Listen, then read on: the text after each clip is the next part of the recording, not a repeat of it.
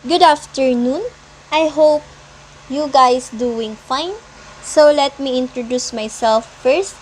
Good day everyone. I am Frankie Bandola and I am your tour guide for today. And I welcome you here at Zamboanga Peninsula. So before we proceed to our main destination, let me introduce to you first what is Zamboanga Peninsula. Zamboanga Peninsula is an administrative region in the Philippines that is designated as Region 9. It is previously known as Western Mindanao and the smallest region of Mindanao. It consists of 3 provinces. They are Zamboanga del Norte, Zamboanga del Sur, and Zamboanga Sibugay.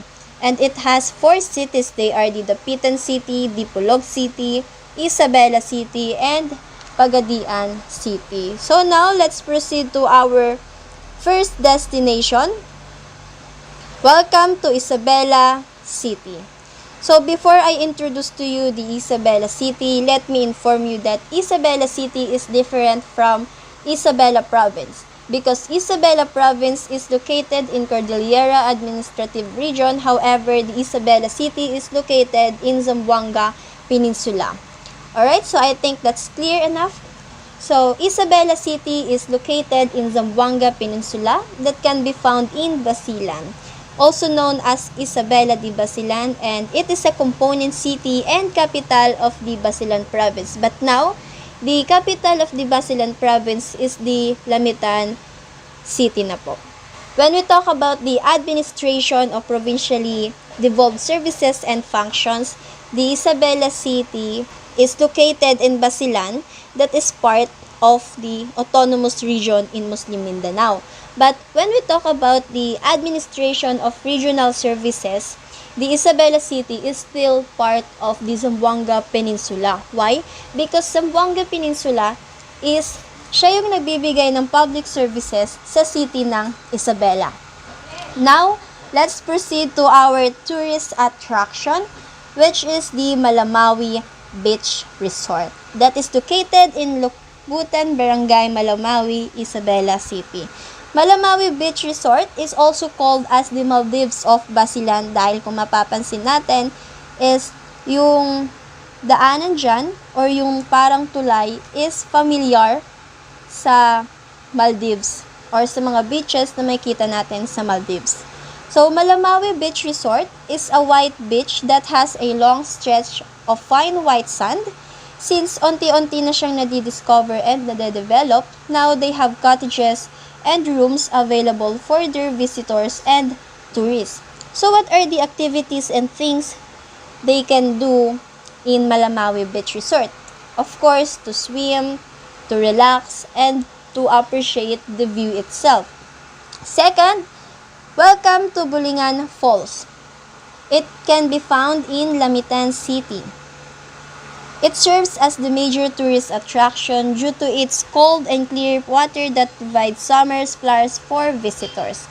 Bulingan Falls makes it special because of the water stream passes through beautiful rock formation.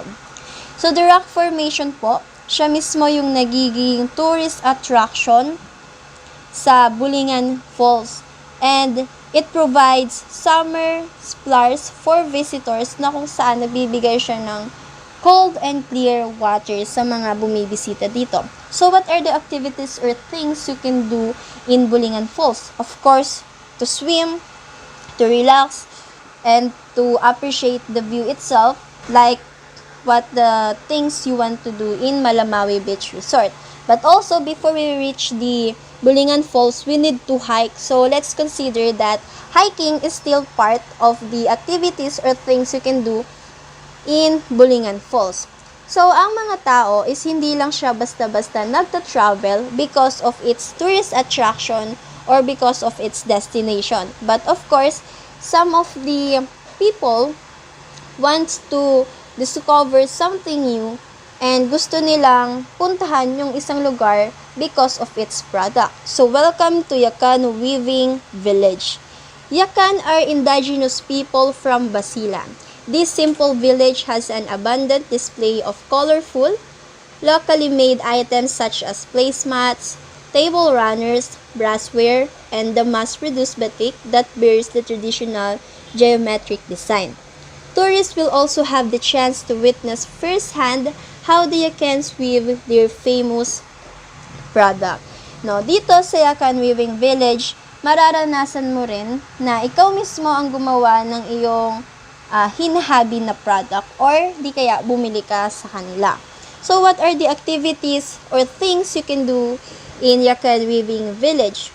Of course, to experience to weave, talk to the Yakans, and also as much as possible, do not ask for cheaper prices because as we can see, it takes pure labor of love and craftsmanship to create this product. Also, do not leave the village without buying anything to support their livelihood.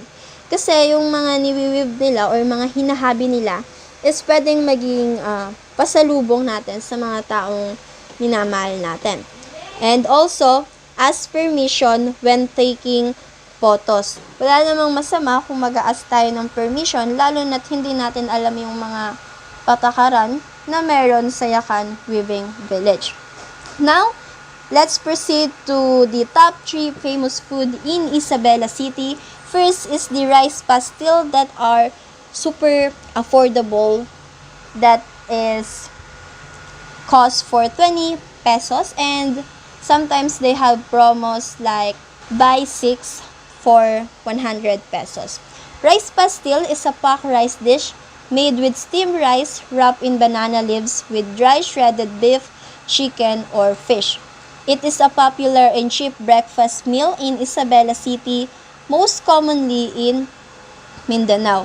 No? Sa halagang 20 pesos is meron ka ng ulam and rice. So, malamang sa malamang, it is so affordable sa ating mga tao. Next is the Pansit Kabagan. Pansit Kabagan, this pansit version makes use of Mickey noodles, lechon karahay, and eggs. And also the cabbage and carrots. And meron na rin yan dito sa Manila na kung saan niluluto nila or ibinebenta. And honestly, I am one of those na nakatikim na ng Pansit Kabagan and masarap siya. And next is the Lokot-Lokot. It is sometimes called the Zamboanga rolls or jaa by the locals, common delicacy in Zamboanga. It is made from rice, brown sugar, oil, and water. This delicacy usually produced and served during Muslim holidays such as the feast of Eid al-Fitr. Ang Eid al-Fitr is celebrate after the Ramadan. So, Eid al-Fitr meaning a new year or bagong taon sa mga Muslim. Now, let's proceed to the festival of the Isabela City, which is the Cocowayan Festival. It held every April 25. They celebrate it because of the Isabela City annual commemoration of its cityhood. It is a week-long series of activities culminating in the annual street dancing parade. Like the Sumaka, diba? Festival Sumaka sa Antipolo is meron din silang street dancing parade. So, meron din dito sa Cocowayan Festival. So, what are the activities they have when Cocowayan Festival occur? Of course, they have the street dancing, medical and dental outreach program, hip-hop and ballroom dance competitions, mural wall painting competitions, mass wedding, and some sports events for city employees. Let's proceed to our next destination. Welcome to Zamboanga del Norte. Before we tackled about the tourist attraction, let me introduce to you what is Zamboanga del Norte. Zamboanga del Norte is the largest province of the Zamboanga Peninsula. It has the land area covering of 7,301 square kilometers. Zamboanga del Norte is the 26th populous province in the Philippines and the capital of it is the Dipolog City. Okay, now let's proceed to our tourist attraction. Welcome to St. James Parish Church. Hindi lang po tayo basta-basta tumitingin sa panlabas na kung saan nagsiserve as tourist attraction. But of course, nagiging isang tourist attraction ang isang lugar or ang isang bagay dahil sa history na meron ito. So, St. James Parish Church is located in the Pitan City. constructed in 1871 in honor of Saint James the Greater. Saint James was the Dapitan's patron saint, and it is the tallest structure at the Dapitan Plaza. This church stands as an enduring reminder of the Jesuits' more than 200 years presence in Dapitan. Jesuits, yun po yung mga grupo na nabuo under Catholic regions, and may specific lang silang gawain, which is to be a evangelistic and apostolic ministry. So what are the activities you can do in St. James Parish Church? Of course, to attend Sunday Mass. And as far as I know, that this church is open weekdays, but it has no Mass. But at least you can visit this every weekdays, or maganda tuwing Sunday. Next is the Glorious Fantasyland. So welcome to Gloria Fantasyland. The owner of the Gloria Fantasyland is the Holos family. It is one of the biggest theme park in the Philippines and another pride of Mindanao. The staff here are well trained and very accommodating. And kung gusto nyo mag-stroll or mag-shopping sa gabi, you can walk around in Gloria de Dapitan. To get inside the Fantasyland theme park, you need to pay for an entrance fee. So, nandito yung mga prices or mga tickets that is based on the ages. And also, we can see here the different rides, including the swinger, train ride, telecombat, carousel inside Apollo, teacup rides, World of War, Fight Shark, Happy Journey, the Galleon Ship, and a lot more. They also have here the snack areas and souvenir shops inside. So what are the things or activities you can do inside the Glorious Fantasyland? Of course, to ride a rides, watching shows or entertainment, and play festival games like dart, balloon, and shooters. So, dart, balloon, and shooters, those are the mga laro na natin makikita sa mga peryahan na ang mga kapalit ay maaaring keychains or stuffed toys. And lastly, our tourist attraction in Zamboanga del Norte is the Dacac Beach Resort. So welcome to Dacac Beach Resort. It is located in Barangay Tagilon, Dapitan City. It is a 30 minutes drive from Dipolog City and Dipolog Airport. The resort offers tours, cruises, and travel packages that highlight Dapitan's rich culture, history, and lush surroundings. And the owner of the Dacac Beach Resort is si Romero Halos. And their kinds of tours are depending on you. It could be the land tours or sea tours, no? So what are the activities you can do here? Of course, to swim, try to ride or discover something new through island hopping, and of course the scuba diving. Now let's proceed to the top 3 famous food in Zamboanga del Norte, which is the tinagtag. Tinagtag is same like a lokot-lokot, but since magkaiba sila ng sizes, shapes, and also term dahil nasa iba't iba silang places. Tinagtag is derived from the word tagtag, which means to hit, beat, or top. It is made of ground rice and sugar mixed with a little bit of water and oil. It is available in markets, carinderias, or from vendors at bus terminals. Next is the sinigang na baka.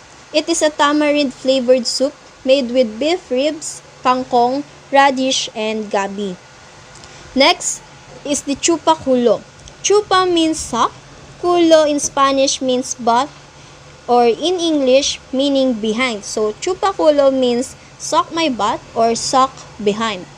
This dish is made of black snail cooked in coconut, milk, and pako. The meat kept inside the shell to soak up all the flavor of the sauce. The best and only way to eat this is to suck the meat out of the shell. It's called chupa culo because if you're gonna suck the meat from the bigger hole, and if it's not coming out, you have to suck the butt in to get the meat. And now, let's proceed to the festival of Zamboanga del Norte, which is the Hujaka Zanorte Festival. Hujaka Zanorte Festival held during May 30 to June 9, and it happens or celebrates every year. Hujaka Festival or Hujaka, which means revelry in Bisaya. Revelry meaning lively or noisy.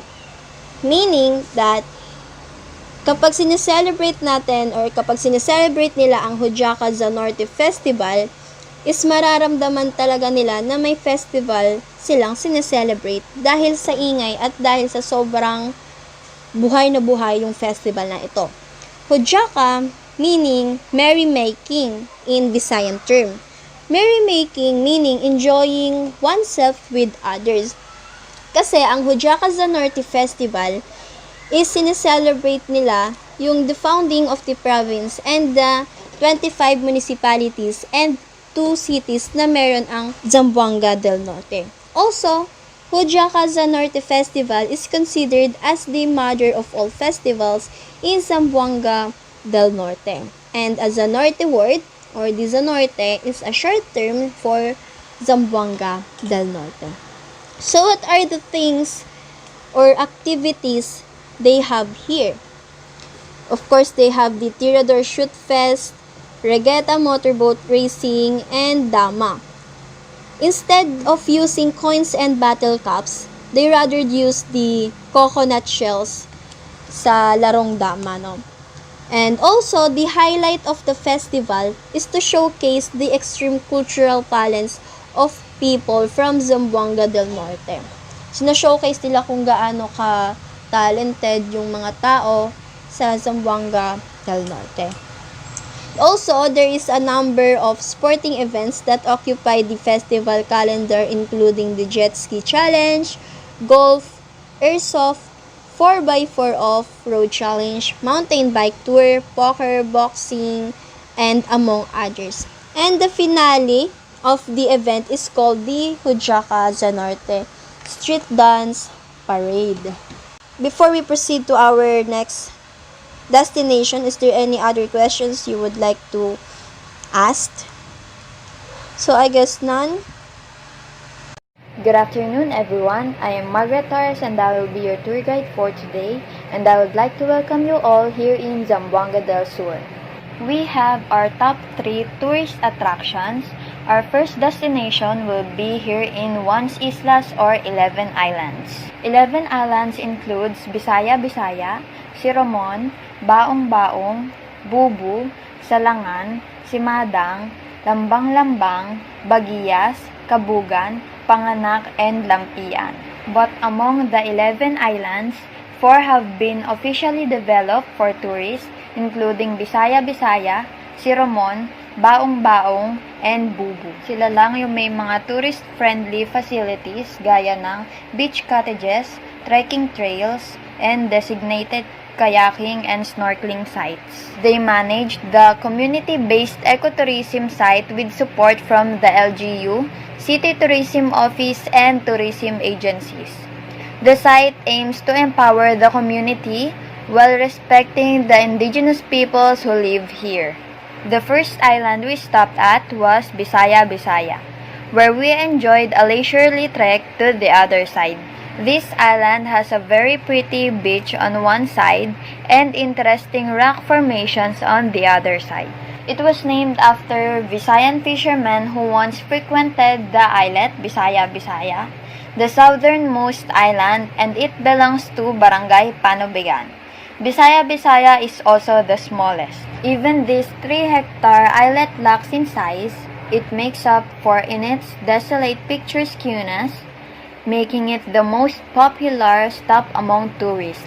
Beyond its white sand beach, circling the main islet with trained local guides along its rocky coast reveals geological wonders. Like the rest of the island stretching between Mindanao and Borneo, Once Islas was formed when tectonic movement lifted under sea ridges, characterized by dark-colored volcanic rocks that were then sculpted into otherworldly forms by wind and wave. Let us now proceed to the next island, which is Siromon Island. Aside from offering beach escapes, this reef-fringed island would potentially be great for scuba diving too. The inhabited island of Siromon is located at the North Island Group that also belongs to Barangay Dita.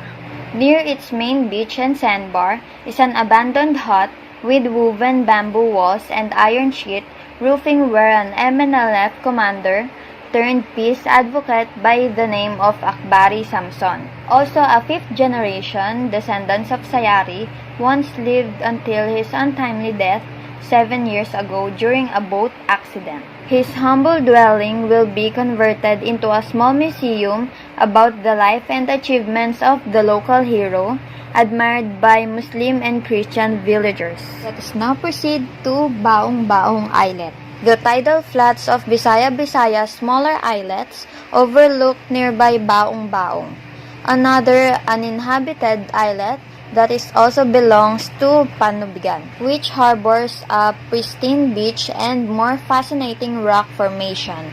As you can see on the screen, a 40-meter tall basalt monolith towering over richest foliage. According to the people who lives there, the pinnacle gets its name, which means living rock, from the belief that it has slowly grown taller over time. It is like the precarious climb but audacious visitor who conquer their fear of heights are rewarded with a dramatic bird's eye view of Bisaya, framed by the sapphire blue horizon of the Moro Gulf.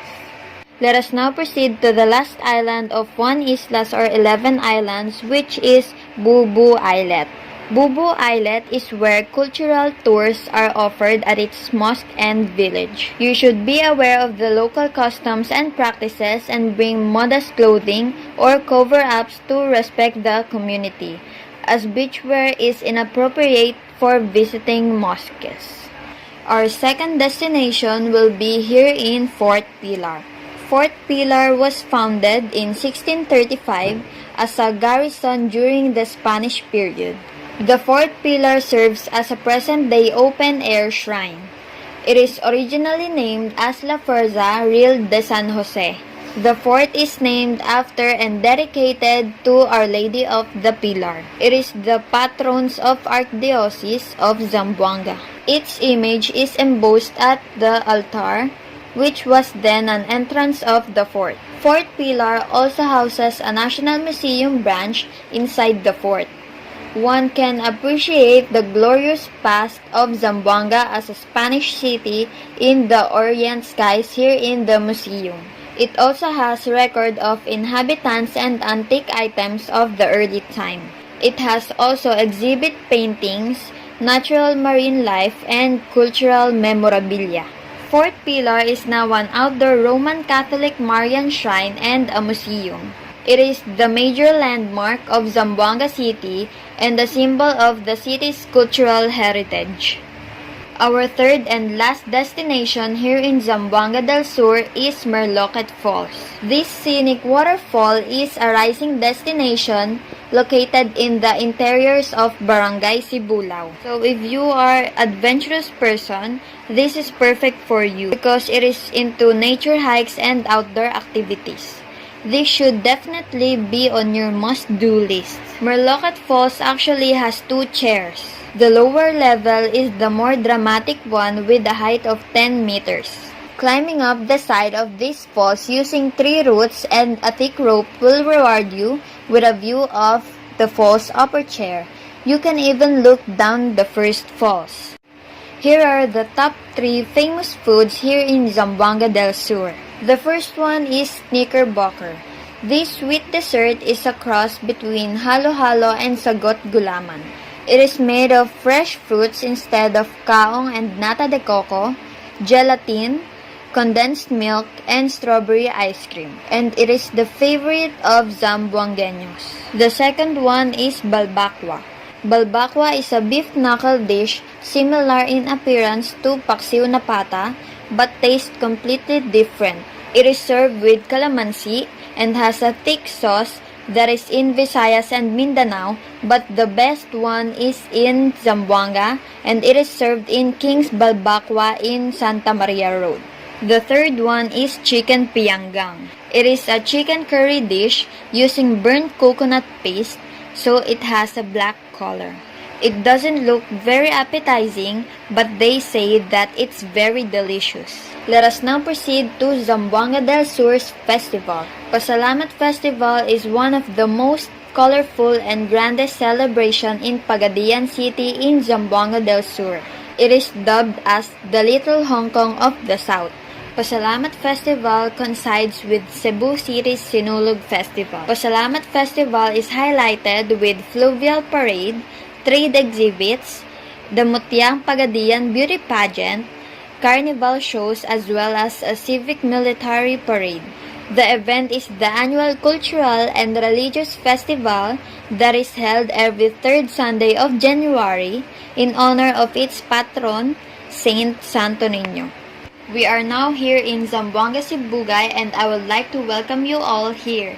Zamboanga, Sibugay is a province in the Philippines located in the Zamboanga Peninsula region in Mindanao. Its capital is Ipil and it borders Zamboanga del Norte to the north, Zamboanga del Sur to the east, and Zamboanga City to the southwest. There are also top 3 tourist attractions here in Zamboanga, Sibugay. The first one is Buluan Island. As you can see on the screen, it features white sand beach and clear blue water. This island is privately owned but no entrance fees are collected from visitors. This island is still uncommercialized. Since there are no resorts nor restaurants on the island, visitors should purchase foods and drinks from the town. There are bamboo cottages and tables available to visitors at no cost. Our second destination or attraction is Ipil Rotunda Obelisk. It is one of the most prominent and easy to visit landmarks in the province, which serves as a memorial to those who lost their lives during past conflicts. It was inaugurated in 2015 to mark the province as a central part of the Zamboanga Peninsula. As you can see, 2 sides of obelisk contain a clock and the name of the province Zamboanga Sibugay that is written in baybayin. The third one is Moalboal Cave that features a human face hewn in stone by time. All these pictures skew historical glory along with so many others is what makes Zamboanga Sibugay an off-the-beaten-path grandeur that every traveler should visit when in the Philippines. Let us now proceed to the top 3 famous foods here in Zamboanga, Sibugay. The first one is Oko-Oko. Oko-Oko is a unique dish, a cooked sea urchin with rice inside it.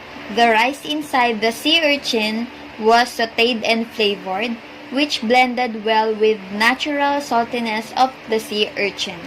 They are taught to eat Oko-Oko the traditional way, which involved cracking it like a boiled egg. The second one is Tiyula Itum. It is a dish from Tausug, Sulu in Mindanao. This black soup is usually served during special occasion like Muslim weddings, and it is known to be one of the dishes served to royalties. This dish takes its name from Tiyula, which means soup or stew, and Itum means black. Tiyula Itum really looks like dinuguan. However, it definitely has different taste despite looking a lot like dinuguan. The Tiyula Itum is a type of beef and goat stew with a broth blackened with roasted coconut, and it is seasoned with spices and ginger. The last is Lato.